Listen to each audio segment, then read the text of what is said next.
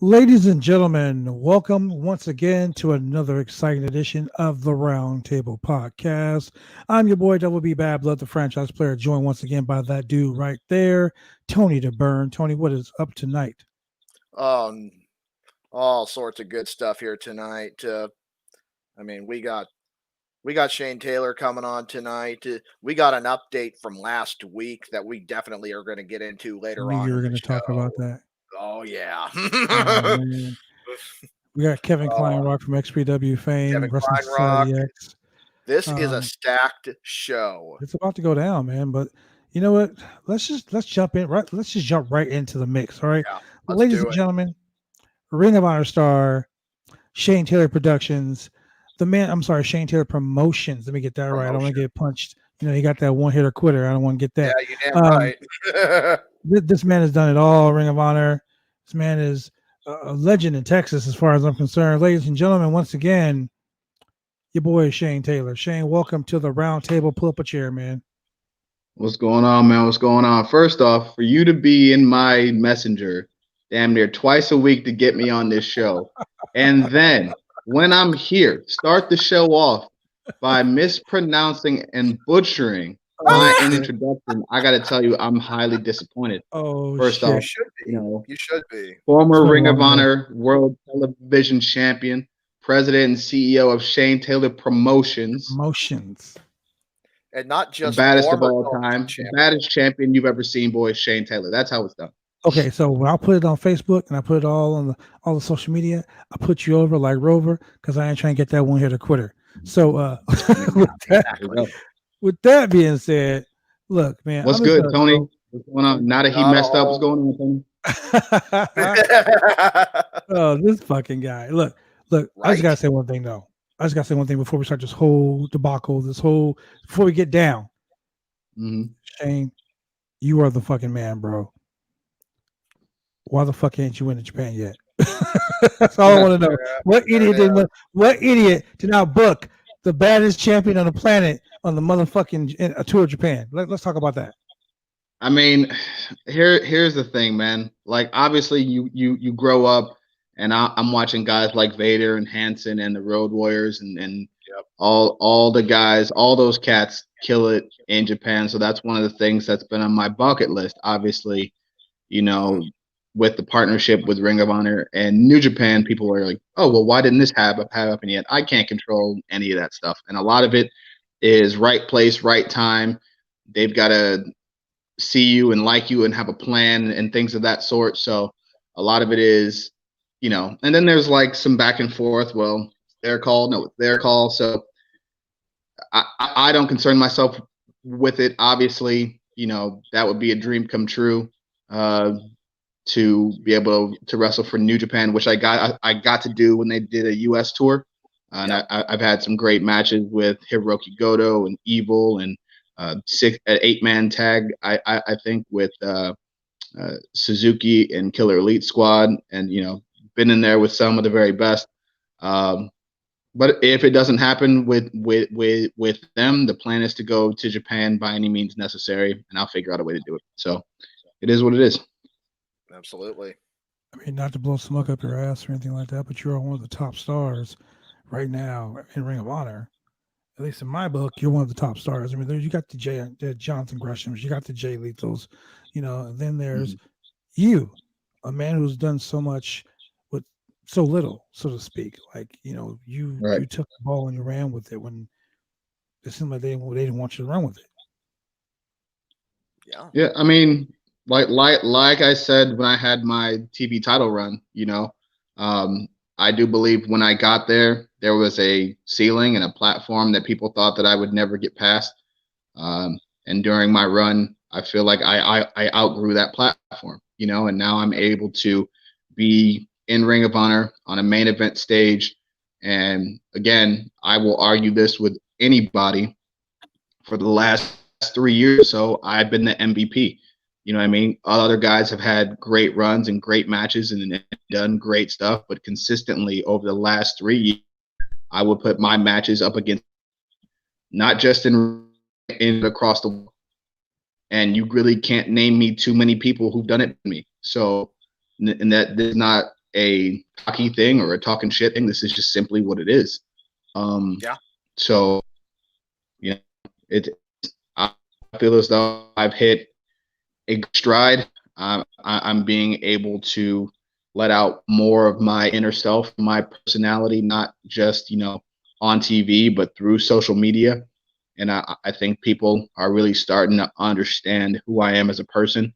And that comes across through Shane Taylor. Definitely. I totally agree with that 1000%.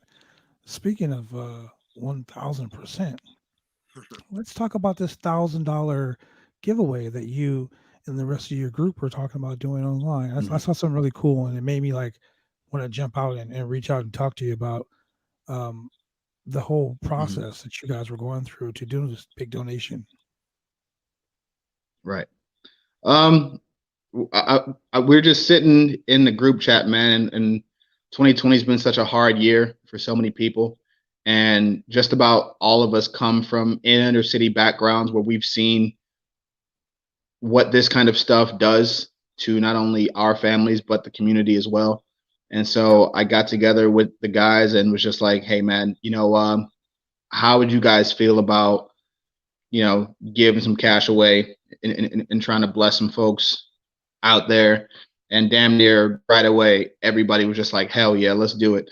You know what I mean? So, and of course with COVID and, we can't do like in-person toy drives or turkeys or back to school stuff like we really want to. So in lieu of doing stuff like that, this was, the next best thing, and we're blessed to be in a position where we can do stuff like this. Wish we could do more and, help everybody, but we decided, about $1,000, give it away to 10 grand prize winners to each receive $100 each, and it's only $100, but for those that need it, $100 can go a long way. And, some people were able to take care of some bills and get some toys for their kids. And that's what it's all about, man. I've said Shane Taylor Promotions is the movement and the group that's truly for the people. And this $1,000 giveaway was just a chance for us to walk it like we talk it. You know what I mean? Look, I'm gonna tell you right now, man. I was really moved by that whole situation, and that's why I wanted you to jump on today and talk about it. If you guys out there are watching this podcast, this is what we've been discussing and talking about all year long, like giving back to people. Like, this gentleman. I mean, he doesn't have to do this. You know what I'm saying? He's on television. He's doing his thing. He's living a good lifestyle, and he's decided that since he's living a good lifestyle, him and the people that surround him want to be able to give back to the people that are in need. A lot of people don't do that type of stuff, and I'm gonna tell you right now, Shane. I for one, I listened to what you I listened to what you were saying, and I watched your social media. So what I did was I took $100 out of my pocket, and I went and I gave it to someone that I knew will be able to benefit for the $100. And I didn't tell them it was for me. I told them it was from the STP. Very nice. Very, very nice. Hey, you know what? And we appreciate that, man. That's the kind of change that we want to inspire. And, hats off to you. Much respect for being able to do that and having the means to do so. Again, man, this is crazy time for everybody, and if we can do anything that we can do to help put smiles on faces or just take some of the stress away that people have other than just by what we do in the ring, then, it's a blessing. It certainly is. And right now not to get into heavy political stuff or anything like that, since they just now are starting to approve coronavirus relief. Even $100 can just make an entire, Christmas for a family at this point. So to do something like that, Right. you guys are absolutely amazing, and absolutely all the props in the world to you both. Hey, that's, Well, this is sorry, but this is, this is Khan, Moses, Ron, O'Shea.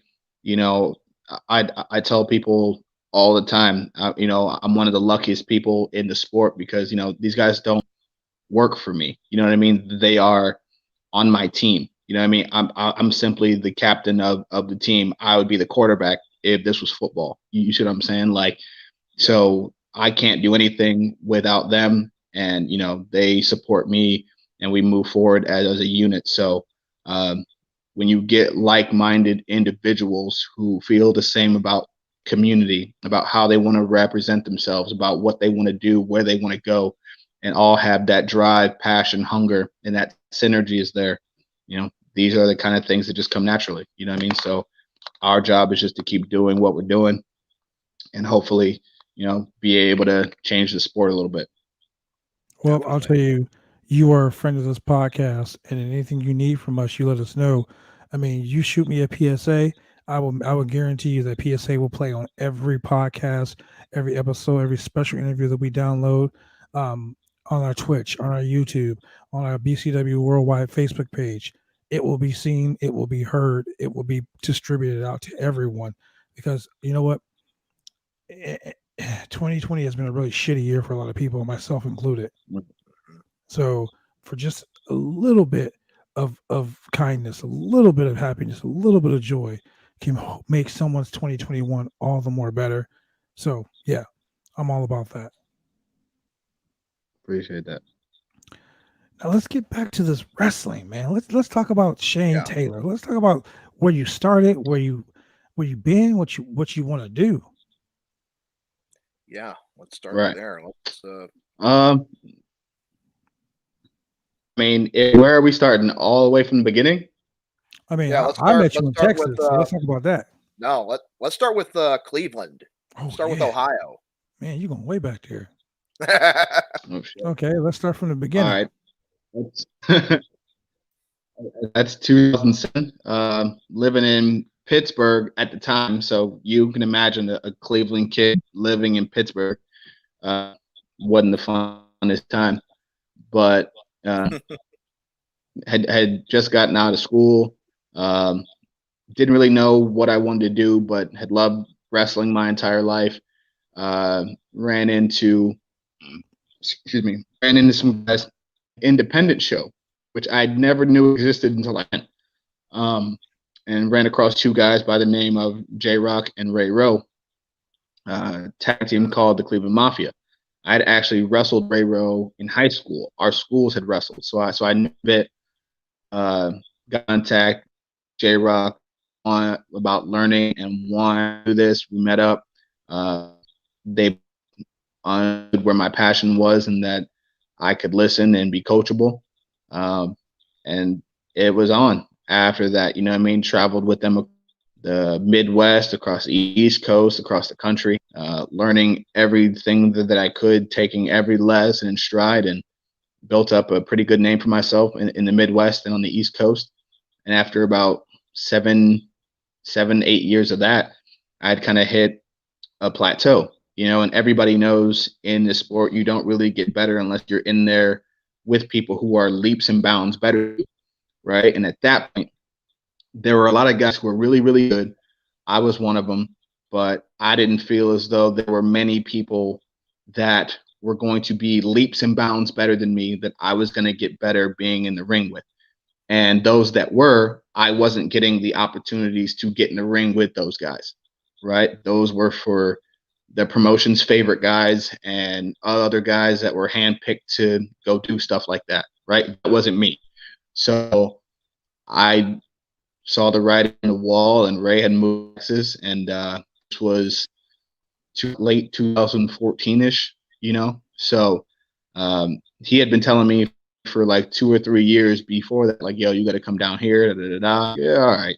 You know what I mean? But finally I was like, you know, ain't nothing really stopping me from going down there. You know what I mean? So decided to kind of hit the reset button, all over again, brand new guy, brand new challenge. Honestly, it was the vision I ever made wise. You know what I mean? Got started with a place. It was NWA Lone Star. They changed to NWA Houston. It's where I met Keith Lee, Jax Dane, all those guys, and then started to work with Luke Hawks and Wild Sports out in New Orleans with him, Buku Dow, Jay Spade, Matt Lancey. So, uh, hold on, let me think. Danny Go, all the cats down there. We're just absolutely killing it. One of the best promotions in the South is Wildcat Sports, along with VIP here in Texas and in Texoma and SOAR and all these places, that I got to work with once I came down here. Yeah. And so once I got established down here, things really started off in around 2015, 2016. I had my first match with Ring of Honor against Joey Diesel, and that was cool, and just slowly started to come back. Did one with Romantic Touch, and then started to do. Then once they saw me and Keith together in the suit, started to do some tag team stuff, and kind of took off from there. And the Pretty Boy Killers were born. Yeah, I remember. Yes, I remember a match with you and Keith Lee at VIP. I think that was the very first time I had ever been to a VIP show. I was working for Texoma the next night, and Robert was like, "You got to see these big dudes, man. They are killing the game." And I went there, and I'm like, "Jesus Christ, these guys are beating the piss out of each other!" But like who would have thought, man, that like after seeing something like that, like I look at Keith Lee and I'm like, well, he's doing the most. And then on the flip side, you look at his partner, another big dude that was running roughshod all over Texas, doing the same thing with Ring of Honor. It's like, man, like our generation is killing it, and you guys are leaving your mark. And that's the coolest thing about it, you know what I mean, is we're such a tight-knit group, like with me, Ray, Keith, and some of the other guys in our circle, that we pride ourselves on being those guys who can come into a company and completely change it and take it over, and nothing is given to our group either. You've got a lot of cliques in pro wrestling, right?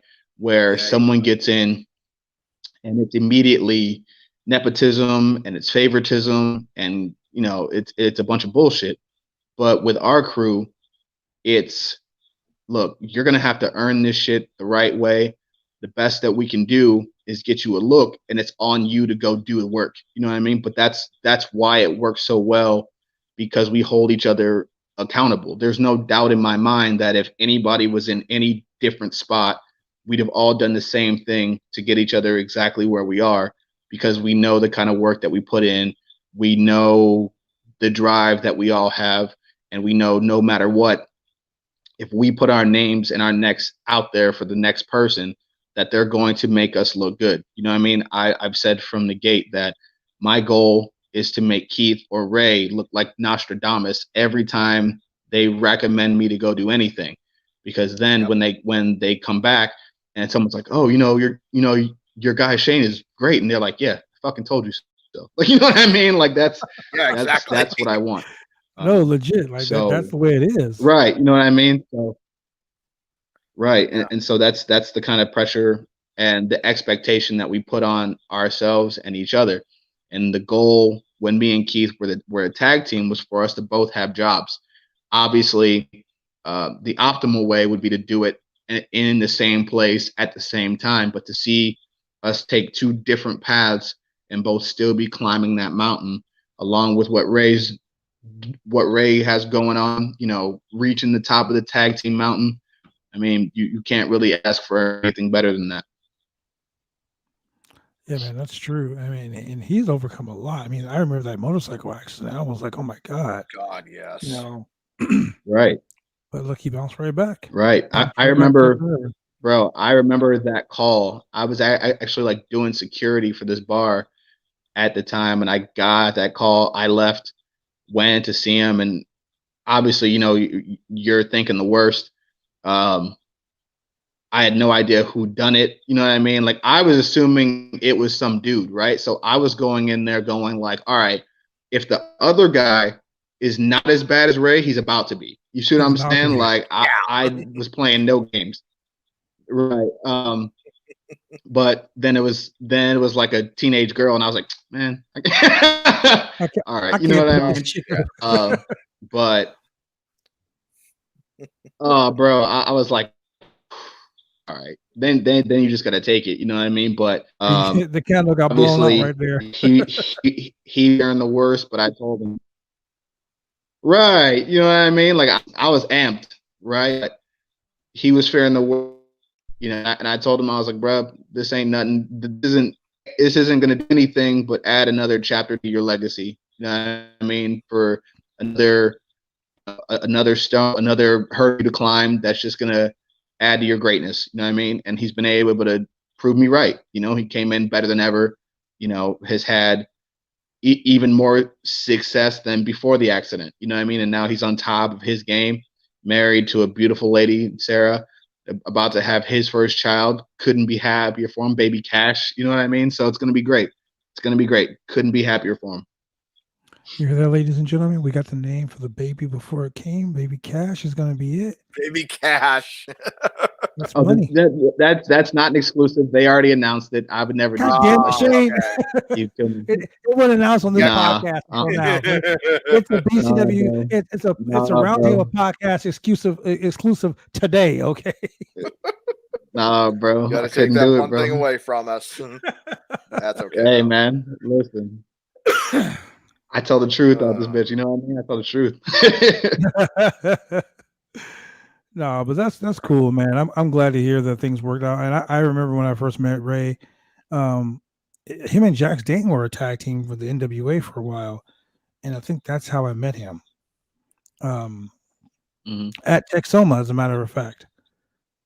So I mean, you guys all seem like, I mean, honestly, you guys were the new Four Horsemen in my book, because you guys all were like, if I saw one of you, I saw the other one. You know what I'm saying? If I saw you, I saw Keith. Yeah. And that's the way it should be. Right. I mean, you know, and I mean, that's how it's supposed to be, man. You know what I mean? And the beautiful thing about it is you guys weren't a clique. You guys were just dudes that hung out together, that were friends, that always had each other's back. It wasn't like, if I want to talk to you, no, I don't talk to that guy because he's not part of our clique. You know, it's like, hey, come over here and talk to us. Like, that's what it was. I felt really at home talking to you guys.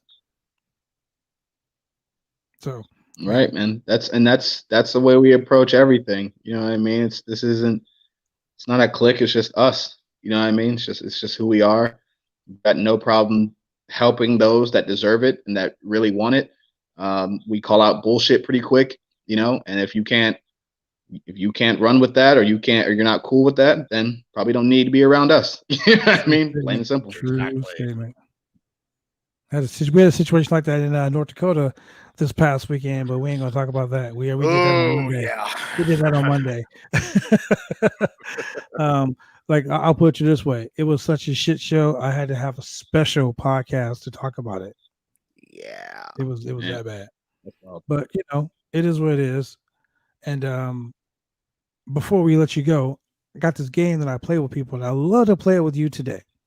Okay, real simple, real cool, down to earth shit. You're a real down to earth dude, so it'd be easy for you to play with no hesitation. The game is called Team With, Feud With, or Fire. Basically, you can team with any motherfucker in the business, no matter who it is, whatever, what company, whatever. You can also feud with anyone, what company, dead or alive, doesn't matter. And you can fire any motherfucker in this business you want. No reasons, no necessarily. You don't have to tell us why, or if you want to tell us why, that's even better. Yep. So, who would you team with? Who would you feud with? And who would you give the boot to? I would with all my guys in Shane Taylor Promotions right now. Khan, Moses, Ron, O'Shea. There's a reason that I picked these guys. There's a reason why they have my back right now. There's a reason why we're making the waves we are. This is the team that I wanted. You know what I mean? So I would obviously take them. If I had to feud with anybody, it would be Ray, because he brings the best out of me. I bring the best out of him. And I know what we can do in that ring together. And you put that on a global stage with the stories that we could tell. I don't think you get anything better than that, you know? As far as firing people, I'm never going to be one to stand in front of anybody and their money and their way to feed their family and take care of themselves or their livelihood. So plus I really don't give a shit enough to care about firing someone. You know what I mean? I just really don't, man. Like I always feel like that shit'll handle itself in due time. You know what I mean? Like people like that end up getting theirs eventually, and you've kind of seen that and how shit plays out. So it is what it is. So there's no need for me to fire anybody. That's some real shit, ladies and gentlemen. That right there is some real shit. My boy Shane put it down to you like that. Shane, we're going to go ahead and pop your social medias up here real quick so these cats know where they can reach you. You can reach my boy Shane here on the Instagram at the Instagram /Shane216Taylor. Or you can look my boy up on Facebook with this one right here. Boom, the notorious Shane Taylor. Or you can look him up on Twitter. How often are you on Twitter, brother?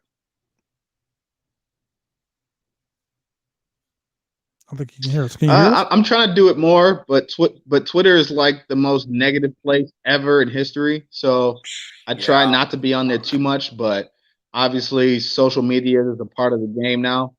You know what I mean? It is what it is. So I try to be more interactive, but to limit it because that shit will drive you crazy. Yeah, well, it will. It will fucking drive you mad, ladies and gentlemen. Once again, this is your boy Shane Taylor. Shane, thank you for joining us at the Roundtable, man. I'm glad you were able to pull up a chair and chat with us for a little bit. Thank you guys for having me, man. It's been a pleasure. Anytime. No worries, man. Thank you. And we're going to go to a quick break real quick, and we'll be right back. These are more than just the sounds of a safe place to go after school. These are the sounds of interest being ignited and of mentors making an impact. At Boys and Girls Clubs, we don't do just one thing. We do whatever it takes to meet the needs of every kid who comes through those doors. Because whatever it takes is what it takes to build great futures. Great futures start here.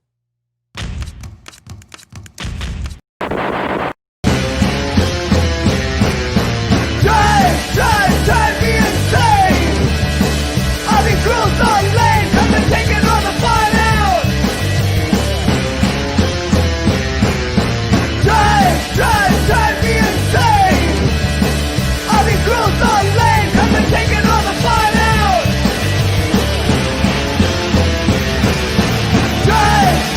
Drive me insane! All these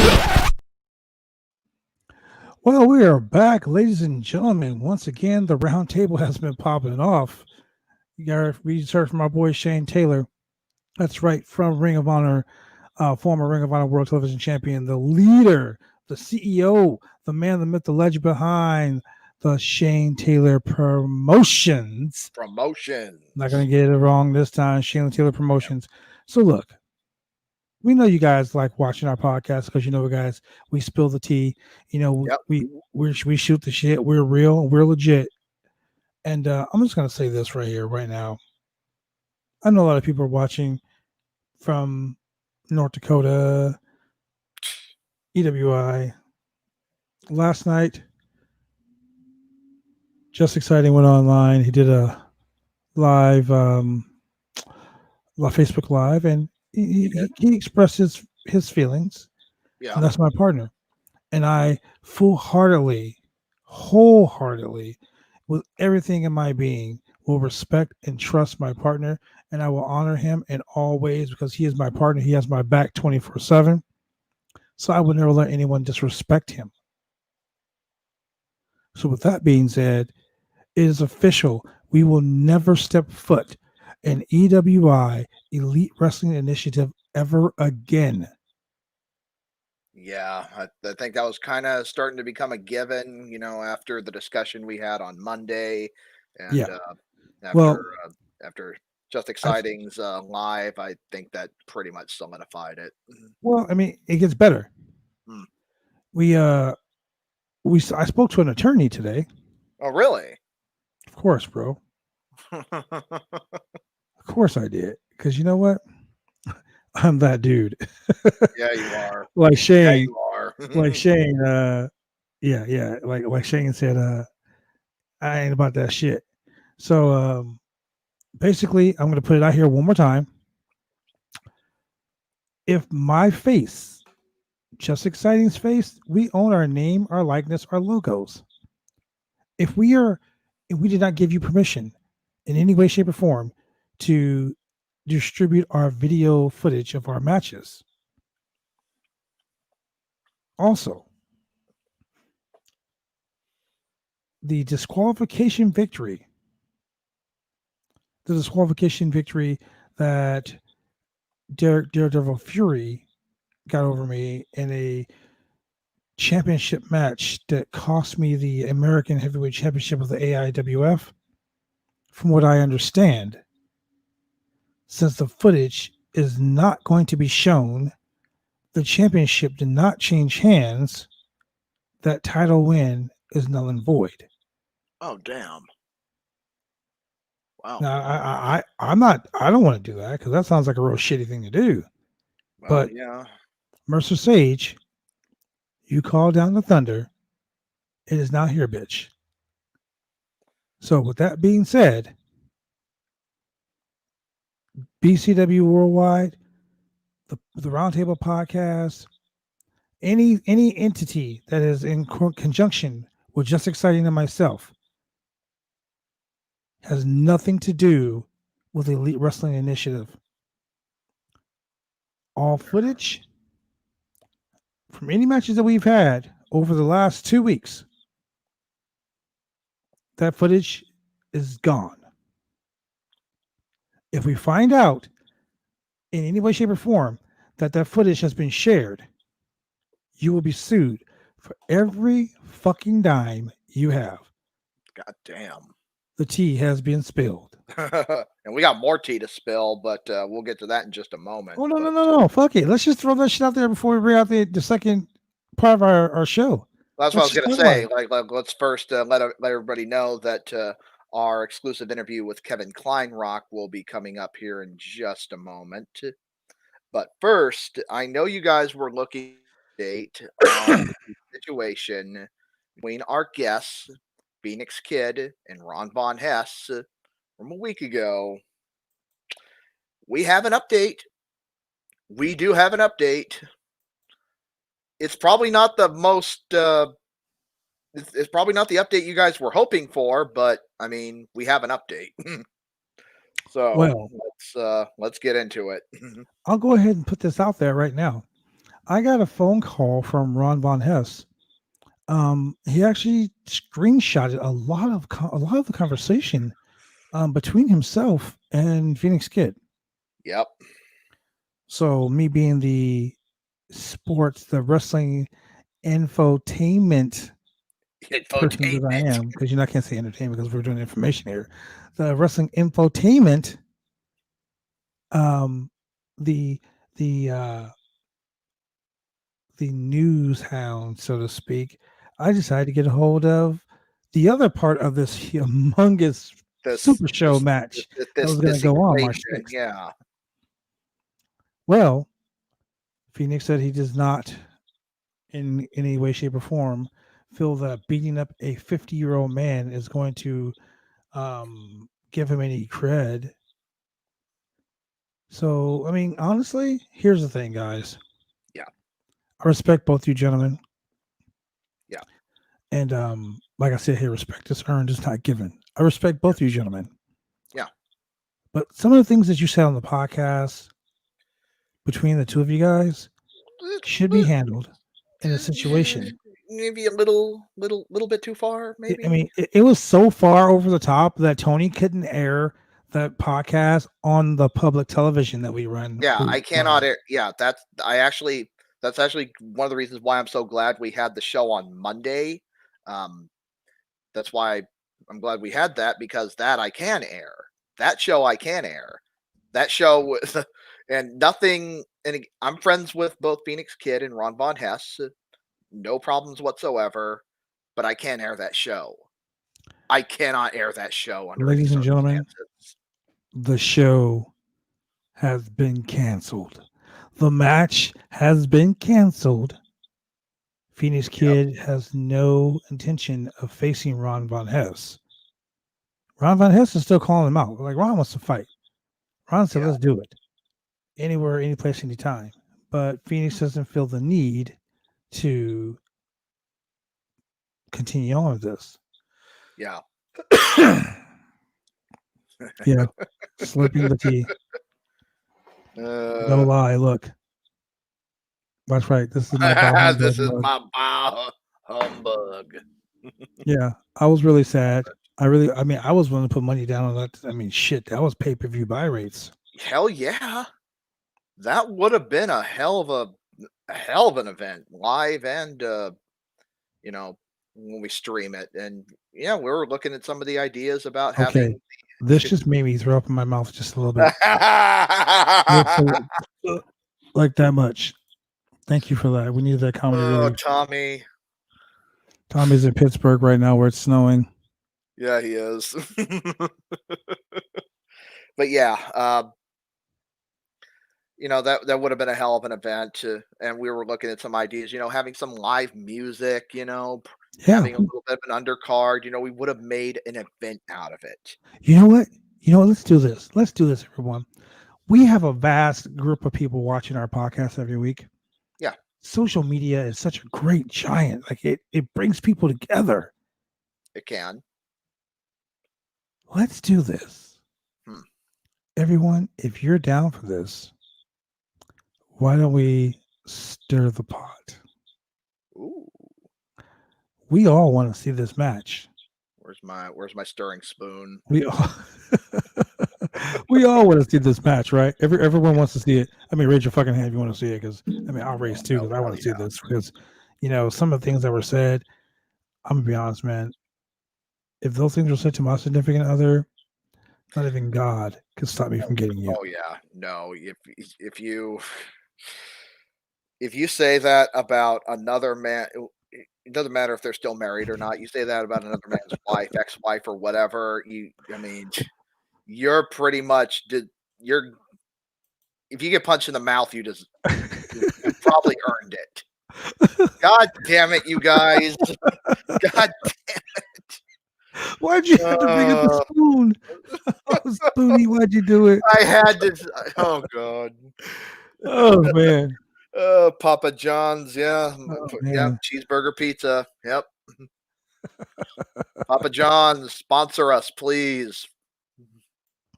Maybe we get that shakaroni pizza. Oh my God. Hey, ladies and gentlemen, let me tell you something. We got contacted by a male enhancement pill today. Blue Chew, the male enhancement pill that will help you stay rock hard all night long, wants to become a sponsor of the Roundtable Podcast. And quite honestly, I think that certain people like Shane, who's over here stirring the pot while he's listening, will be totally look. Michael Kirk, Tommy Self says he loves Blue Chew. He fucking loves Blue Chew. Blue Chew is the best thing going today, isn't it, Michael Kirk? Fuck, I think I might just try some just for shits and giggles. Nah. Anyway, they're looking to become a sponsor, which is awesome. That is awesome. But just exciting. Here You motherfucker. I can always use some fingers. And this is why the Roundtable Podcast it's going Roundtable Podcast after dark. Oh my God, mix the Cobra strong.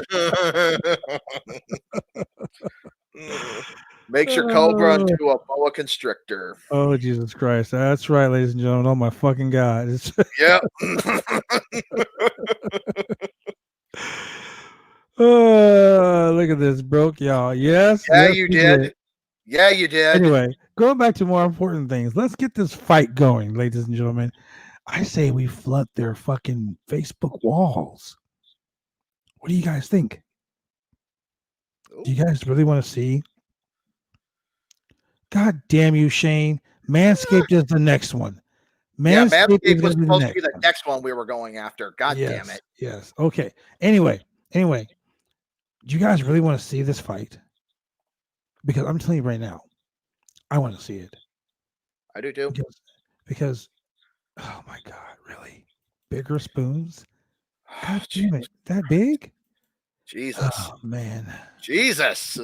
Oh man. Everybody. Wow. Jesus. Whoa. You people are. Look, we mentioned Blue Chew one time, and everybody's getting the spoon Jesus. comments in there. Yeah, look at this. We need to send this segment of the show to Blue Chew just so they can see exactly what this is the effect your product has on people.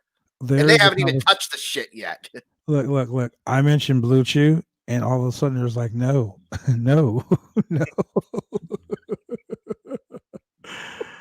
Oh, man.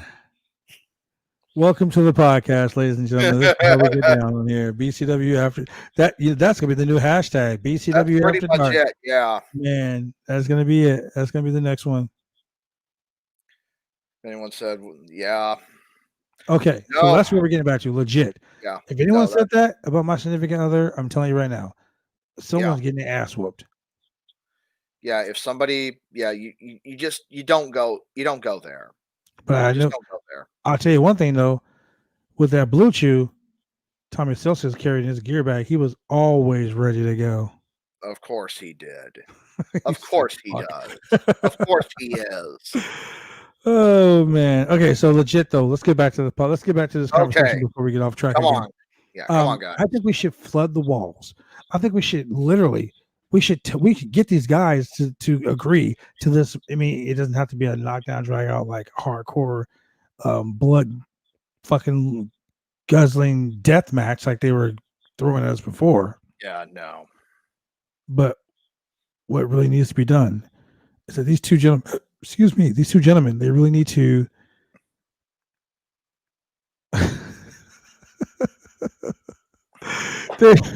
you saw it too, didn't you? These two guys really need to settle their differences and not like this. No. Although that would be funny. That would be funny if we just oh God, I just had the worst thing just coming to nope. Yeah, Ellie, it's true. You're not the only one with dirty stuff in your mind, you pervert. Nope.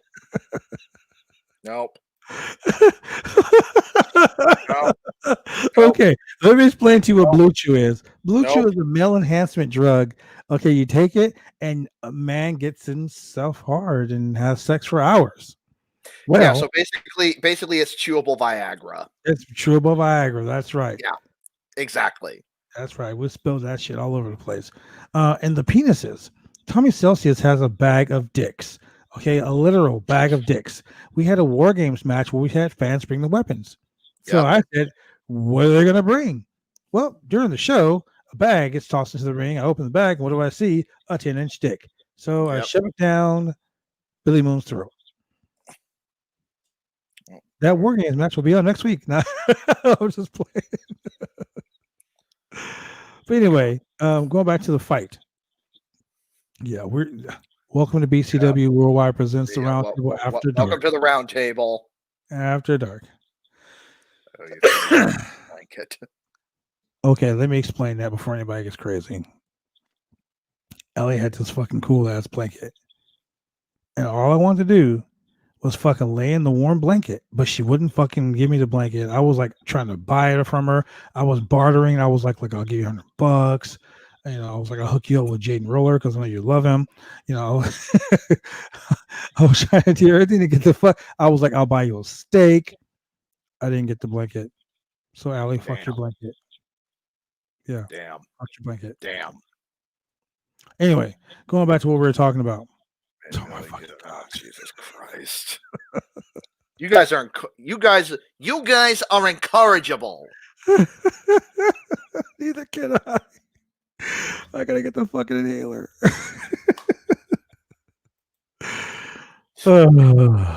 Okay. Stick. Nope, guess not.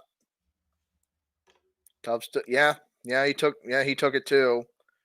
Hashtag no choke. Well, somebody choked it. I don't know if it was Tubbs, but somebody did. Oh my God. Okay, ladies and gentlemen. Okay, God Getting damn back it. to the fight. Getting back to the fight. We really need to go online. We really need to push this. We need to set up a GoFundMe so we can fund this fight because everyone wants to see it. Because, like I said, if someone told my significant other that shit, they would be digging my shoe out their ass for the rest of their life. Yeah. So, yeah, being totally, straight up here. You don't do that shit, and you don't get to the point where you're making death threats. It's not. You settle your shit to get it done. If you want to shake hands afterwards, whatever, don't give a shit. To just settle your fucking shit. Get it done and over with. You don't need any of the stuff, talking about significant others. You don't need to talk about, making death threats. You don't need to do any of that other shit. Just a matter of just two guys punch each other in the fucking face. Be done with it. I actually like that comment. That's right. Punch each other in the fucking face and get it over with. So, ladies and gentlemen, let's make our fucking presence felt. Let's make our presence strong. Let's push for this fucking fight. Who's down for it? Yeah. So, I'm going to do this. I'm going to start a poll on the BCW page. And on that poll, we're going to talk about who's going to fight who. I'm going to ask a simple question. Who is right? Is Phoenix Kid right? Or is Ron Von Ness right? And do you think they should fight? And then you guys just answer the poll. And, we'll let Ron Von Ness know. We'll let Phoenix Kid know. And, there we go. Hopefully they both will decide to, in my humble opinion, nut up or shut up. Yeah. And there's money to be made here. Yes. There really is. And there was an agreement that the proceeds from this fight would go to charity, whether it would be, Black Lives Matter or, whatever charity it happens to be. That's the important thing about this. That's where the proceeds from this fight would have gone and should still go because this fight needs to happen. Well, it needs to happen. So make your presence known, ladies and gentlemen. You want to hear the backstory, Thomas? I'll send you the link for the podcast. You can get a whole sort of backstory for yourself, buddy. Yeah. Trust me. It's WrestleMania worthy. It's WrestleMania worthy. As a matter of fact, it's extreme. And with that being said, ladies and gentlemen, we're going to go to a very special interview we had. That interview was with none other than Kevin Kleinrock. Now, Kevin Kleinrock is one of the producers, one of the guys that are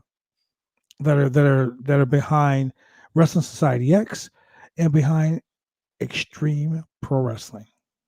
Tony, you got that video all queued up? I will have it queued up here in just a moment.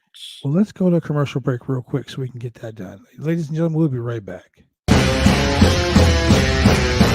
Drive me insane. All these rules are lame. Have been taking all the fun out.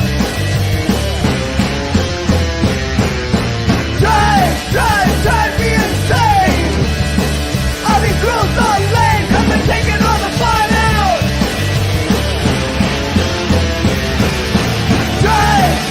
Drive me insane.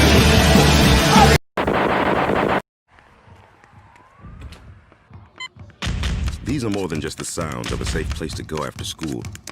These are the sounds of interest being ignited and of mentors making an impact. At Boys and Girls Clubs, we don't do just one thing. We do whatever it takes to meet the needs of every kid who comes through those doors. Because whatever it takes is what it takes to build great futures. Great futures start here.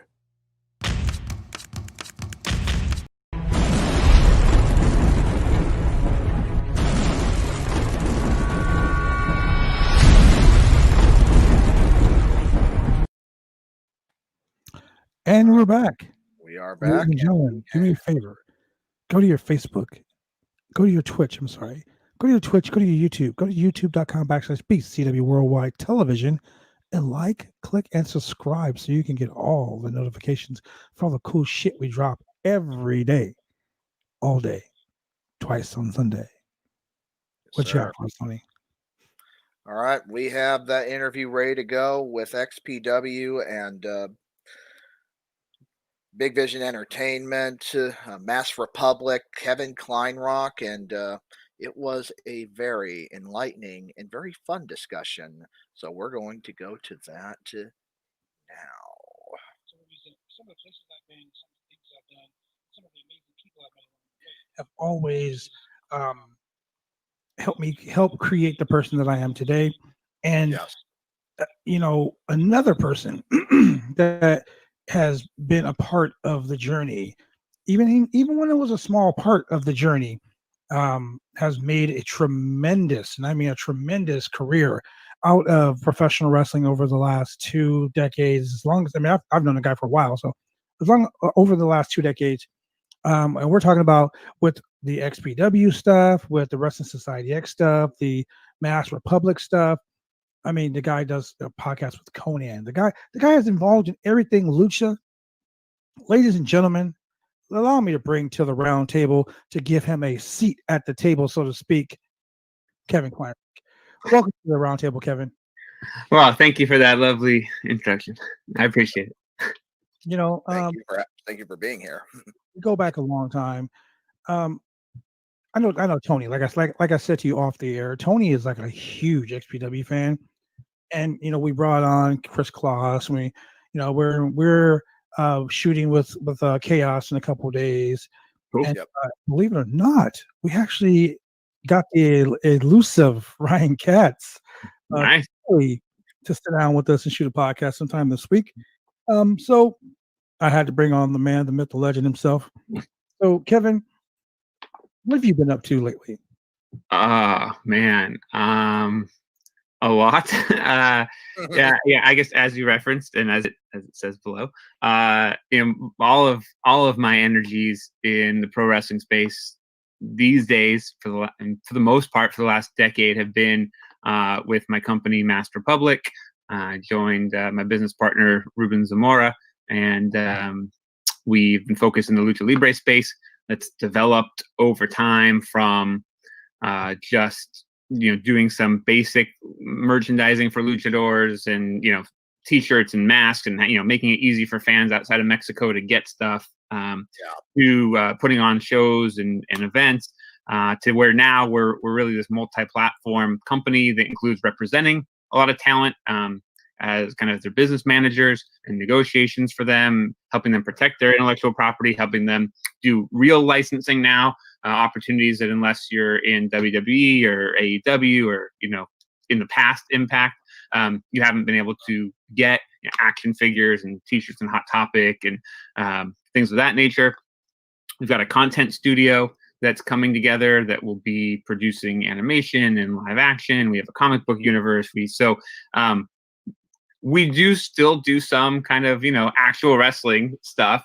We have our Expo Lucha convention. It's kind of like Comic-Con meets Lucha Libre, or like WWE's, WrestleMania Access. And so we do that. But for the most part, our focus is everything away from the ring and how we can bring fans entertainment based on Lucha Libre outside the ring, and how we can help luchadors and other wrestling talent, monetize their personas and careers, and hopefully when they're done wrestling in the ring, still have a way to make revenue off of the careers that they built. Beautiful. Well, it sounds like you're putting a lot of effort into keeping Lucha Libre alive, and quite honestly, man, thank you, because you're opening up a whole bunch of different avenues for independent wrestling wrestlers and people in general. And a lot of people don't understand that indie wrestling is not as easy as it looks. Oh, hell no. Not as easy as it looks. Or glamorous, not as glamorous as it might look Not either. even close. I had a fan ask me. I was just in North Dakota last weekend, and the fan was like, "Hey, man, you get to go to all these amazing places. Oh, don't you love it?" And I'm like, I do love being a professional wrestler. I do love meeting fans. I do love traveling all around the country. What I don't like is sitting in airports for 4 to 5 hours at a time, sitting in an Uber for hours at a time. I don't like driving to the venues, and I don't like driving back to the hotel. Like, the glamorous part is in the ring, but the real life part is on the road. No, I mean I'll hopefully still do it someday. But I have a concept for a television series that almost happened once and then it almost happened again.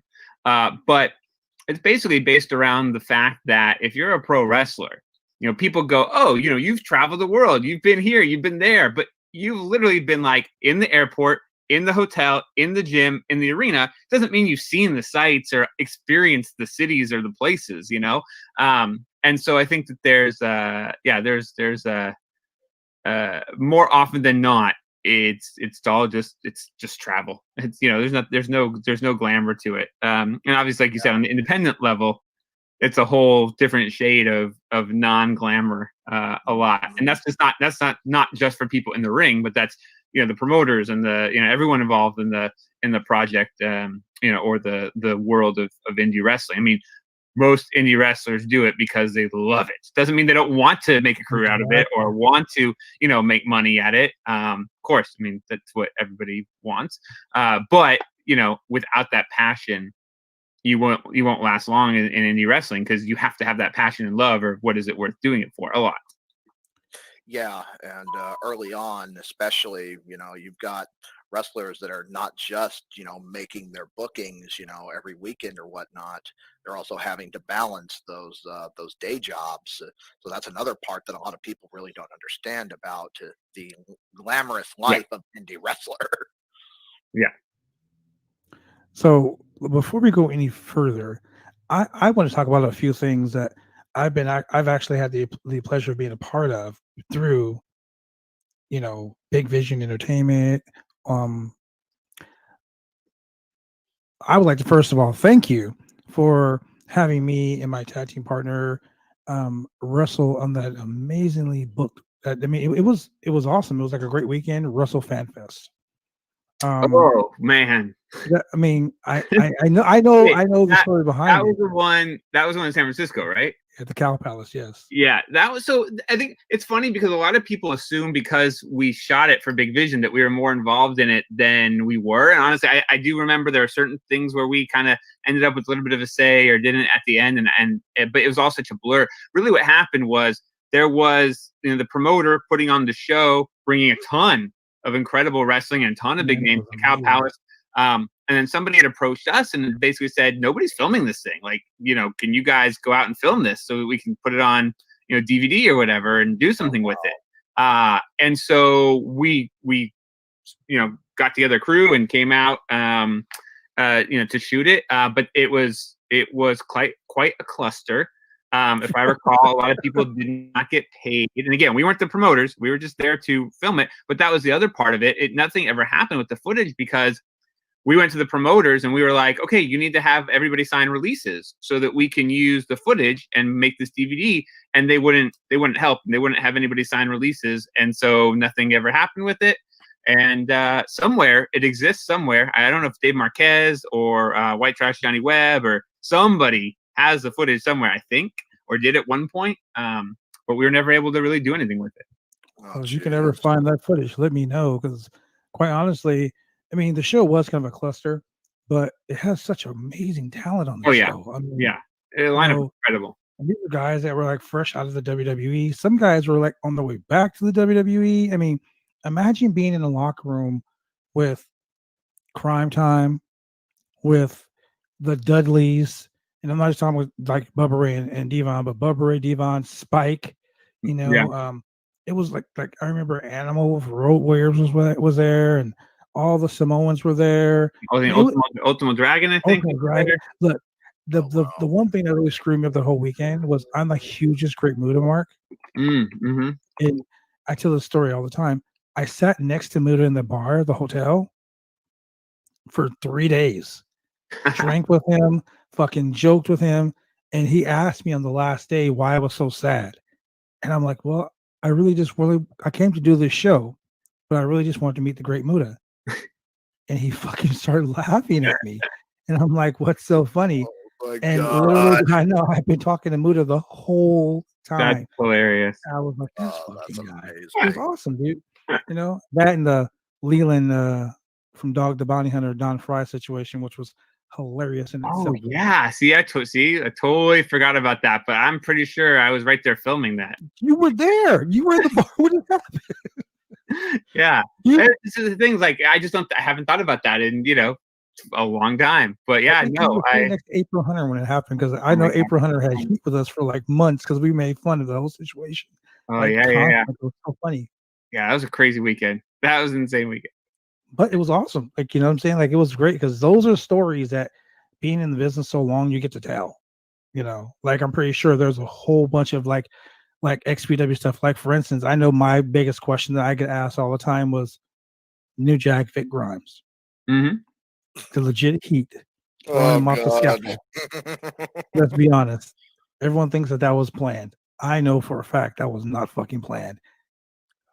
What I will say about that is, if they were working it together, they did like the Terry Funk, Shane Douglas of works, I where know, right? there was no indication that they were working everyone.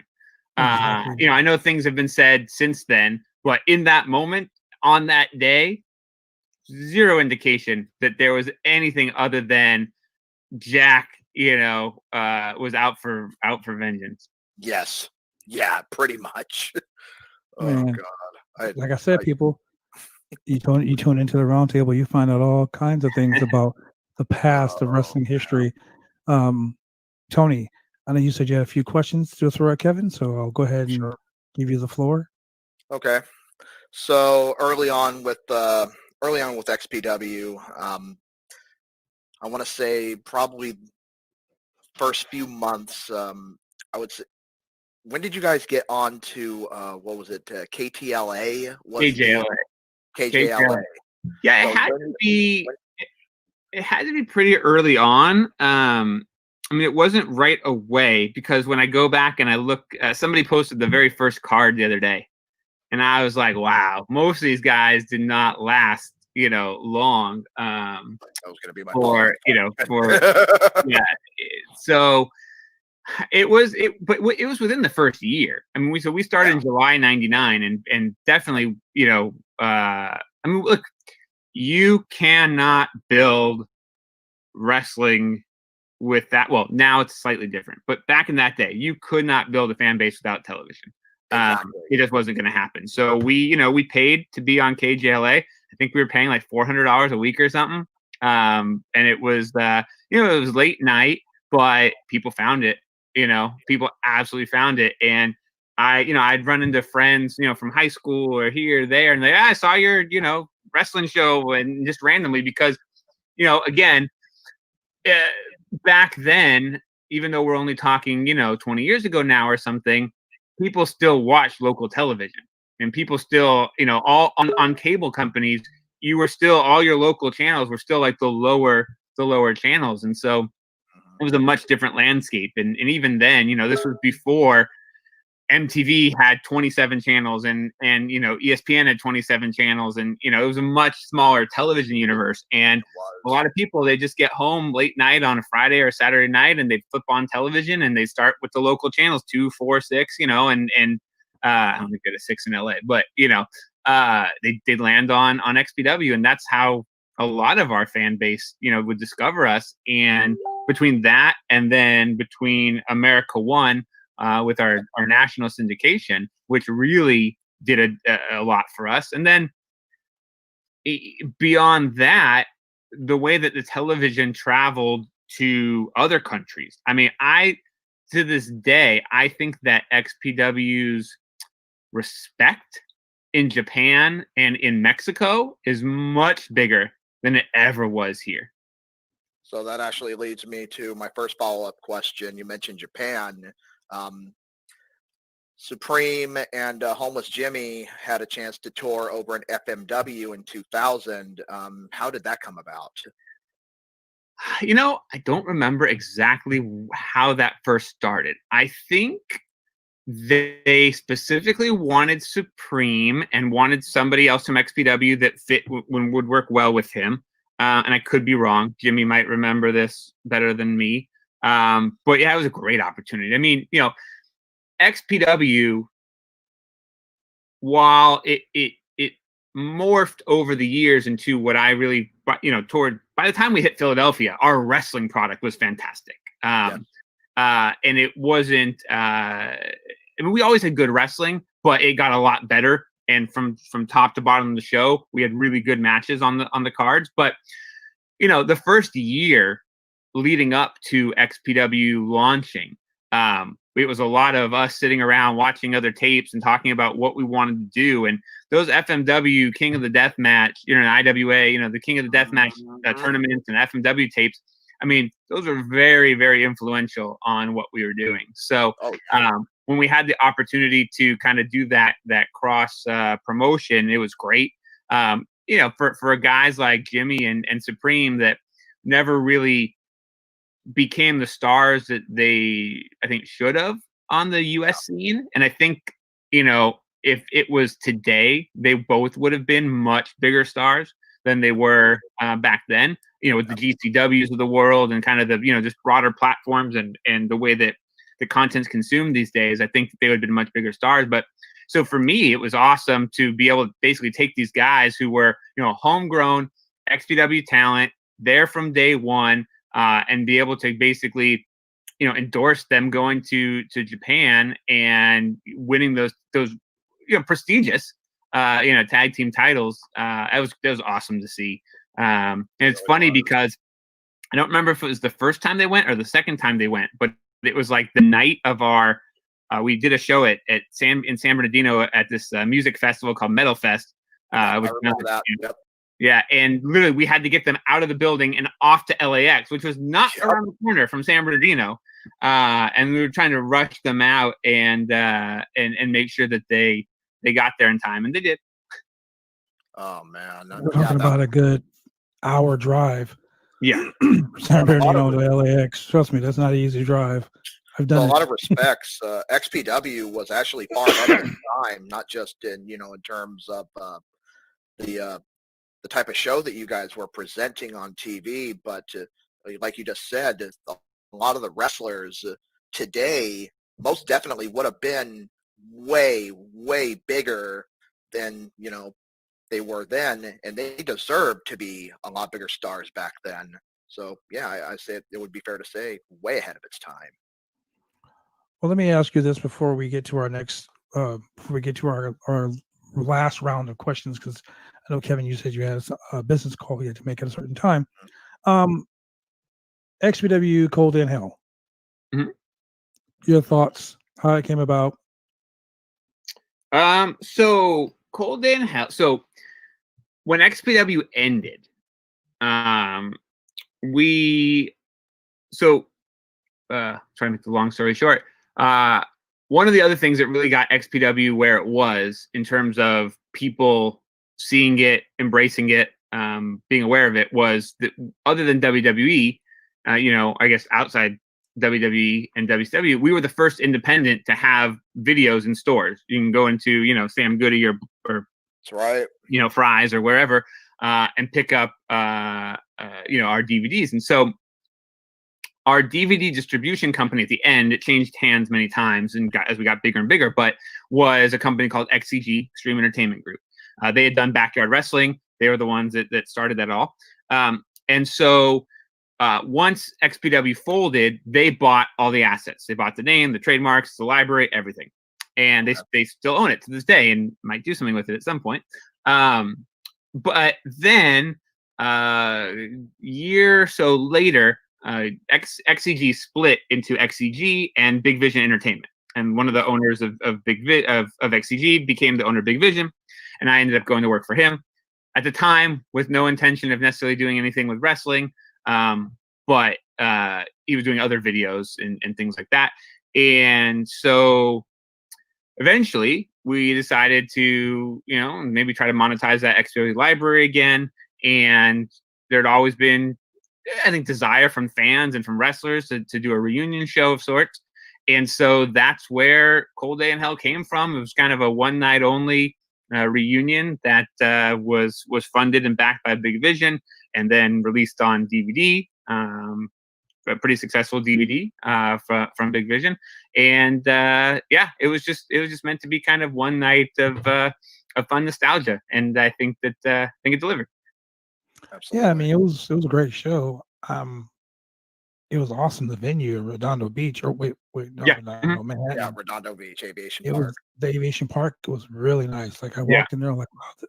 When I walked in the building earlier the day, I looked around and I'm like, this could be one of the biggest indie shows, period. I mean, it was like PWG on steroids. Yeah, it was a great venue, and I don't even remember how we found it. I think so. This guy Jeff Kelly, who is the editor for Big Vision, lived in Manhattan Beach, but right off you would get off the freeway there when you drive past that. I think he had maybe mentioned it. I'm only saying that now because he lived by it, so I'm thinking maybe he had mentioned Yeah, it. Clark said the same thing, that it was he discovered it by mistake, actually. Yeah, sorry, dog. But yeah, no, that was a great venue. I'm not sure that they were ever going to allow wrestling in there again after. No. No, that place- what was it? It was Supreme and Necro Butcher, right? Yep. Yeah. So that was that was a one and done, I think, for that They building. totally just ruined that place for professional wrestling forever. But it was sure fucking great watching it. Yeah. Oh my god. Even thinking back, like I forgot until Klaus interviewed Smiley, Ryan Katz, PQ Money. I forgot about the match with him and Angel, and the disappearing and the vanishing and all the magic they worked in the match and everything, and made me want to go back and watch it. Yeah, there was some really good stuff on that show. Yeah, there was. Yeah, I'll tell you, man. What you guys hear watching this podcast, and if you didn't ever get an opportunity to be part of XPW or to be there live, you missed out on some incredible shit, man. I mean, you think ECW was good? No, ECW was, in my opinion, a watered down version of XPW, because you guys did some crazy shit. There's no way throwing a man off a 40-foot scaffold and him missing the table by like 5 feet. Like, it was great. Like, we all sat there, looked like, oh my god, he's dead, and he fucking got back up. We're like, oh my god, he's alive. Well, I think, for me, setting Supreme on fire, like, whoa, shit. That wasn't on purpose. That was a mistake.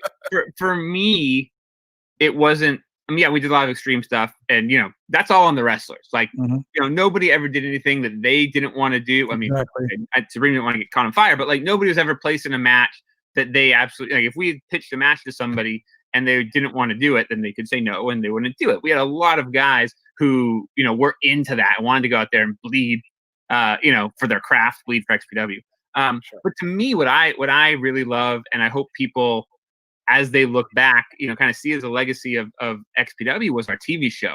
I think that even if you look at Impact now, or Ring of Honor, whatever, I don't think you will find a wrestling television show, and even these days, I would even say WWE, with such distinct characters, such clear character development, and storyline arcs with the characters, and the continuity. I mean, literally, the thing that people complain about all the time these days with WWE and other wrestling is the continuity. They do something one week and it doesn't make sense the next week. And literally, we would do basically a continuity pass on every episode of TV. Rob would write, hit kind of the main event angles and storylines, and I would do a lot of the rest of it. And then I'd sit there and are there any holes in the script? Is there anything that doesn't make sense based on what we did before? Is there anything that clashes with where we're going?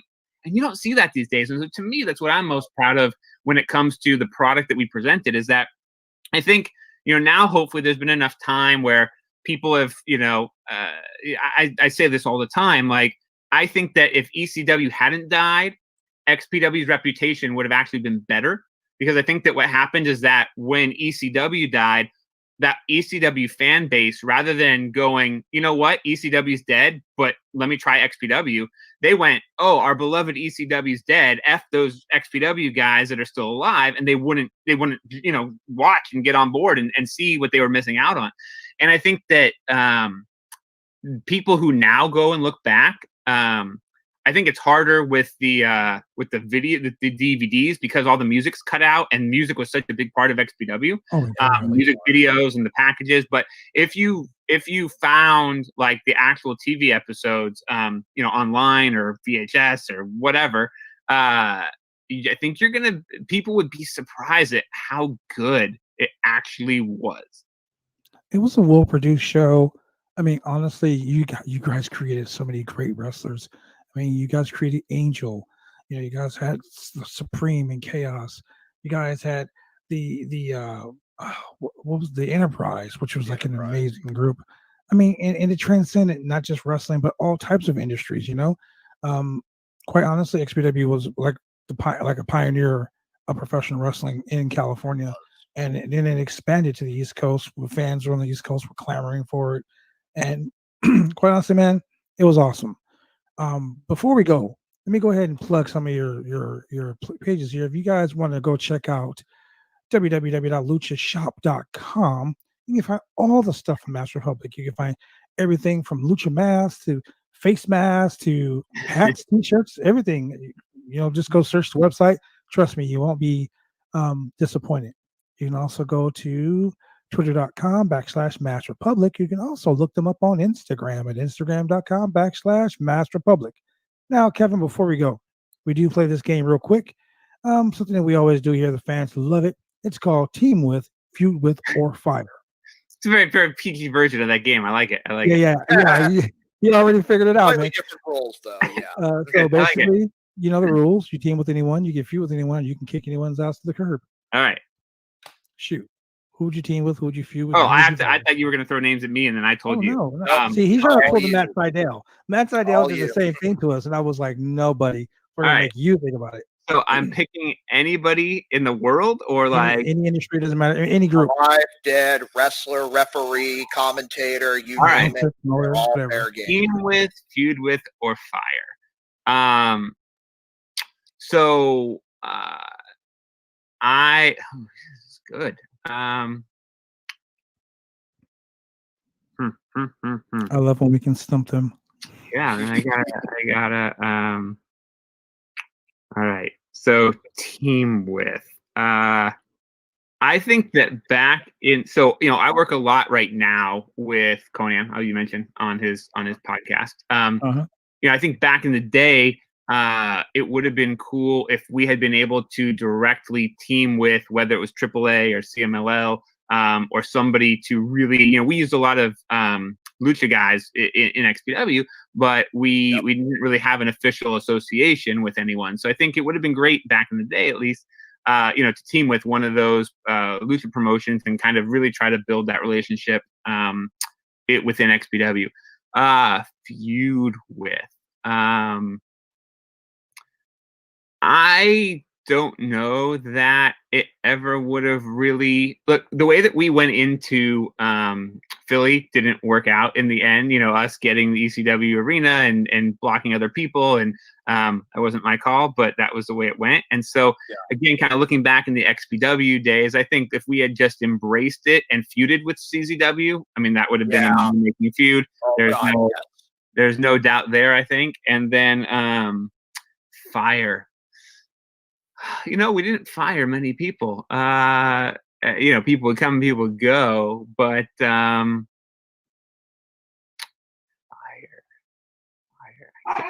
Sorry, my dog. I can't think. I'm gonna fire my dog right now. That's what I'm gonna do. Literally into the doghouse.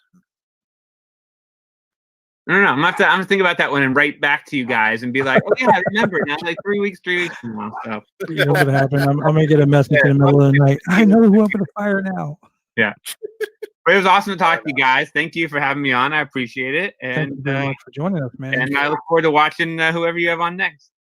Awesome. Well, we're gonna end up having Ring of Honor superstar Shane Taylor up next. Cool. But yeah, good guy. All right. Thanks very much, man. Hey, enjoy your day. Enjoy the dog. Enjoy 2021 coming up, because we all don't like 2020.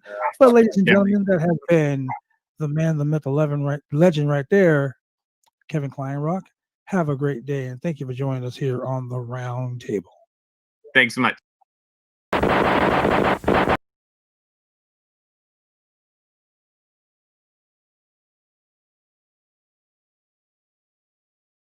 Oh, looks like we're Mute.